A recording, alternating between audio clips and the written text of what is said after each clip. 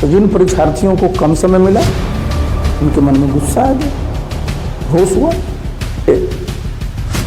BPSC के बारे में इस पर बहुत ज़्यादा राजनीति लोगों को नहीं करना चाहिए।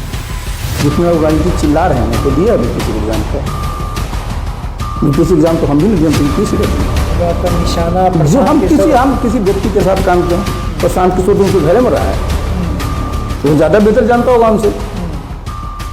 तो देखिए वो तो हमने से पहले देखिए साहब, बीपीएससी को पहले सोचना चाहिए कि कैसे वहाँ पर जितने अगर आपने परीक्षार्थी की वहाँ बैठने की व्यवस्था की थी उतने प्रश्न पत्र क्यों नहीं भेजे गए, किसकी गलती थी, जिसके चलते पूरा का पूरा ये जो है मामला है। और बिहार में तो कहीं चलेंगे वहीं से सबसे पहले भी देखना पड़ेगा ना उस दिन।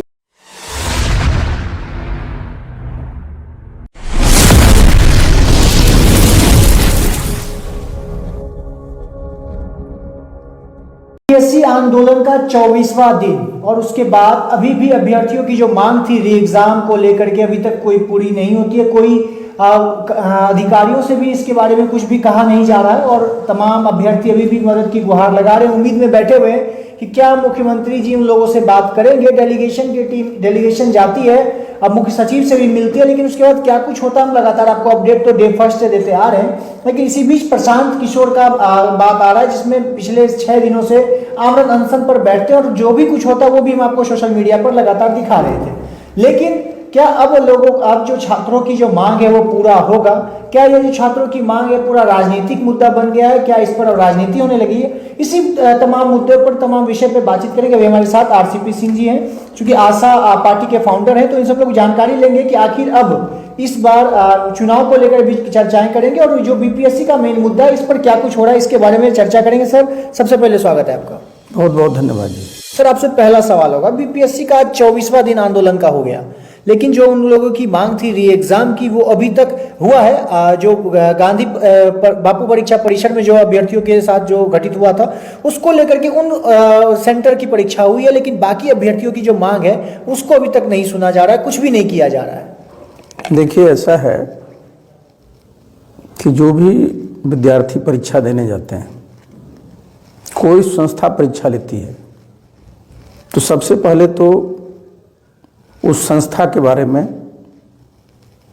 उन विद्यार्थियों के मन में अच्छा भाव होना चाहिए। बिल्कुल। उनके मन में विश्वास होना चाहिए कि जब हम परीक्षा देने जा रहे हैं तो परीक्षा में किसी प्रकार की अनियमितता नहीं बरती गई है,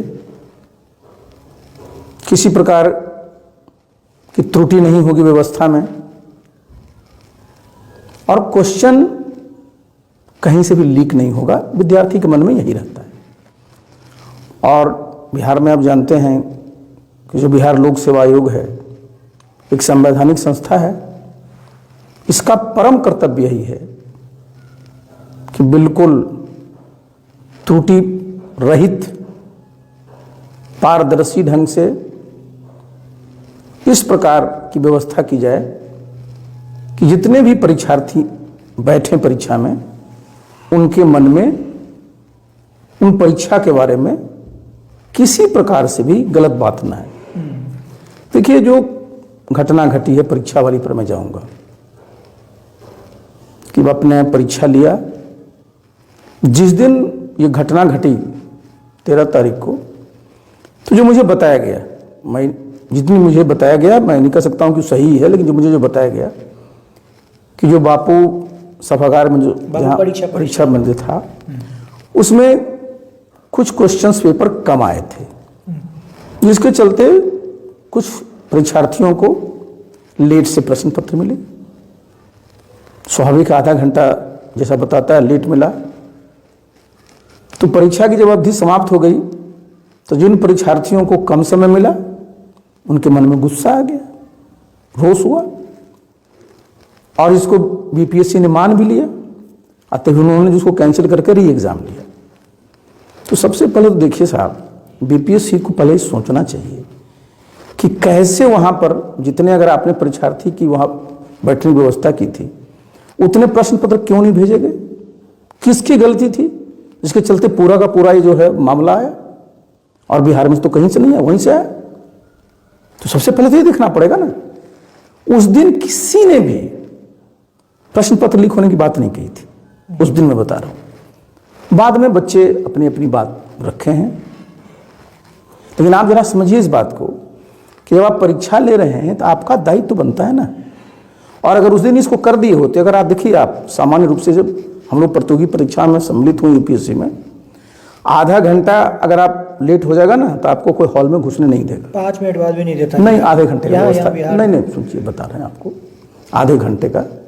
लेकिन क्या है कि चूंकि इसमें गलती तो बच्चे की है नहीं ना, तो आपने बच्चों को क्वेश्चन पत्र दिया तो आपको चाहिए था जो वहां था, आपको पता था, सब लोगों को पता चल गया कि क्वेश्चन पेपर आधा घंटा लेट मिला है।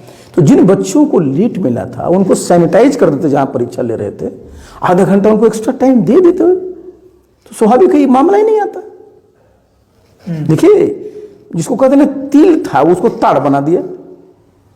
भाई सिंपल सी चीज है कि प्रश्न पत्र कम पहुंचे, बच्चों को देर से पहुंचे, कम पहुंचे इसलिए देर से उनको पत्र मिले, और उतना समय नहीं मिल पाया जो उन बच्चों के साथ जाती थी। एक तो ये हुआ।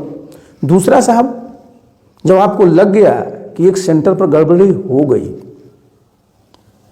तो आपको तो पूरा एक व्यू लेना पड़ेगा ना कि आप वहां पर देने जा रहे हैं, फिर से री एग्जाम आपने ले लिया। तो जब आपने री एग्जाम ले लिया तो भाई एक चयन के लिए 2 परीक्षा कैसे आप ले सकते हैं? जिस दिन पहले दिन बच्चों ने परीक्षा दिया, X नंबर क्वेश्चन सही मारे, दूसरे दिन परीक्षा दिया है तो हो सकता है X+ हो सकता है, X- भी हो सकता है, ये तो ठीक नहीं है ना। किसी भी परीक्षा को जब लिया जाता है, सेट कई होते हैं उस परीक्षा के, लेकिन प्रश्न पत्र वही होते हैं। तो भाई एक पद के लिए 2 प्रकार का चयन नहीं होना चाहिए, ये भी तो गलती हुई है। तो देखिए, हम जो हुआ वो तो हुआ, हम आगे भविष्य की अब बात करते हैं। क्योंकि देखिए, बीपीएससी के बारे में इस पर बहुत ज्यादा राजनीति लोगों को नहीं करना चाहिए। जितना लोग राजनीति चिल्ला रहे हैं, कोई दिया बीपीएससी का एग्जाम? क्या बीपीएससी एग्जाम तो हम भी नहीं दिए, हम तो यूपीएससी का दिए हैं। मतलब आपका निशाना जो हम किसी व्यक्ति के नाम पर नहीं जाते हैं जी। सबसे ज्यादा तो राजनीति अभी। अरे सुनिए साहब, क्या राजनीति होती है? यही राजनीति होती है। राजनीति करना है आपको तो बिहार कैसे विकसित प्रदेश में, उस पर चलिए, समझे ना। बहुत मुश्किल काम होता है, ये समझना बहुत जरूरी होता है। 5 आदमी आपके पास बैठ करके ये सब चीज पर मत जाइए, बिहार के मूल मुद्दे पर जाइए। मूल मुद्दा क्या है? मूल मुद्दा सरकारी नौकरी नहीं है जी। बता दें, ये लोग सरकारी नौकरी कितना को दे पाएंगे? संभव ही नहीं है। बिहार में 4.5 करोड़ परिवार है, सरकारी नौकरी कितना को दीजिएगा? कोई बोलता है 5 लाख, कोई बोलता है 10 लाख, बोलता है 20 लाख। 4 करोड़ 30 लाख कहां जाएगा परिवार का? यहां आपको कैसे उन लोगों को रोजगार मिले, उसके लिए निवेश लाना पड़ेगा। सरकार से सिर्फ नहीं होगा। बाहर हमारे बच्चे जो काम करने जा रहे हैं सिर्फ सरकारी नौकरी में जा रहे हैं। वे सूरत में काम करने जाता है, चंडीगढ़ में काम करने जाता है, सब निजी क्षेत्र में काम करता है। कैसे यहां निवेश आए वो मुद्दा है। मुद्दा जैसे और नेता लोग भटकाते हैं, इन लोग वही भटका देते हैं। देखिए, जाना चाहिए मूल मुद्दे पर। मूल मुद्दा क्या है? मैंने बता दिया ना आपको कि गलती कहां हुई है। जब गलती को आप पकड़िएगा ना तब करेक्शन होगा। इसलिए मैंने कई चैनल में कहा है कि मुख्यमंत्री जी को चाहिए कि एक कमेटी बनाए हो हाई लेवल की, सब तरह के लोगों को रखें उसमें, कि कैसे बिहार में परीक्षाएं ली जाए जिसमें कि किसी प्रकार की अनियमितता न होने पाए, किसी प्रकार की त्रुटि न होने पाए। इस प्रकार की व्यवस्था हो कि बच्चों के मन में अविश्वास न पैदा हो, क्योंकि बिहार को आगे भी तो परीक्षा लेनी है। बिल्कुल बिल्कुल। तो देखिए, उसकी बात होनी चाहिए।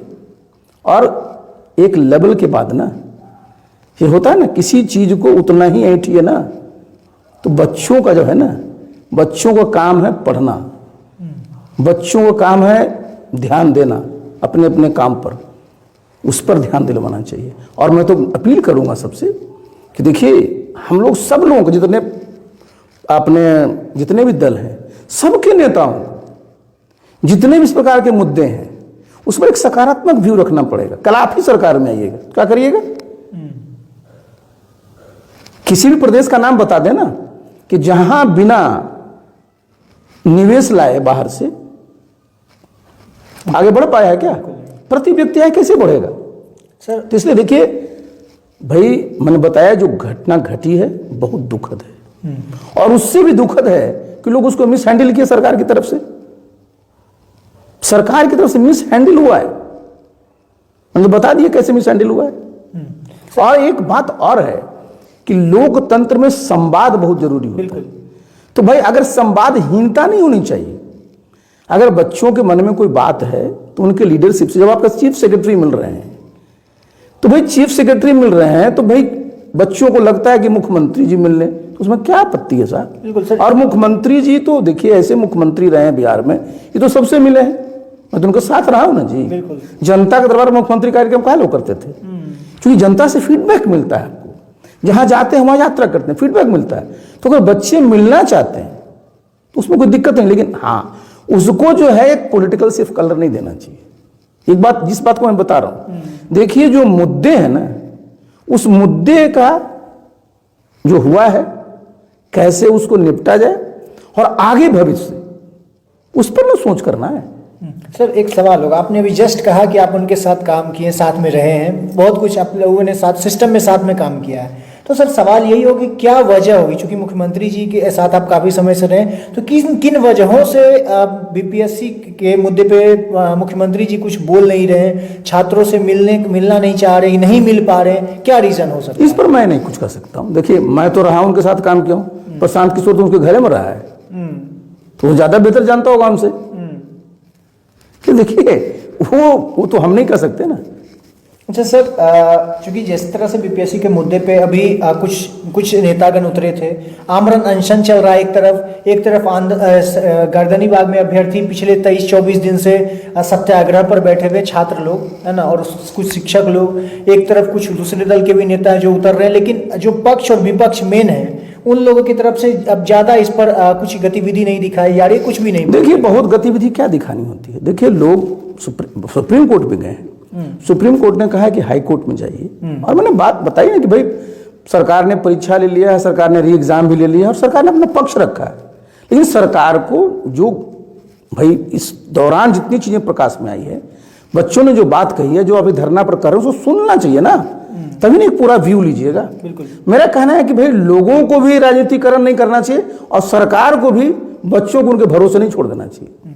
सर अब एक सवाल आती है चुनावी मुद्दे पर, आपकी पार्टी है, चुनाव लड़ने जा रहे हैं 25 विधानसभा में, तो सर कुछ लोग तो कह रहे हैं कि अब इंडी गठबंधन और जो एनडीए गठबंधन है, इस दोनों के अलावा तीसरा विकल्प के रूप में नहीं, पहला विकल्प ही अब जन स्वराज बनकर आ रहा है, ऐसे उनके जो अध्यक्ष है वो कहना है। तो सर आपकी पार्टी कहाँ पर जगह बना रही है? देखिए भाई जितनी पार्टियां हैं, से जिनका आप नाम ले रहे हैं उनके बारे में नहीं चर्चा कर रहा हूँ, बिहार में जितनी पार्टियां हैं उन सब पार्टी के नेताओं का, कार्यकर्ताओं का क्या लक्ष्य होता है कि भाई उनकी पार्टी प्रदेश में नंबर 1 की पार्टी बने, सबका लक्ष्य होता है। वो तो जनता जब वोट देती है ना तब पता चलता है अब कहाँ है।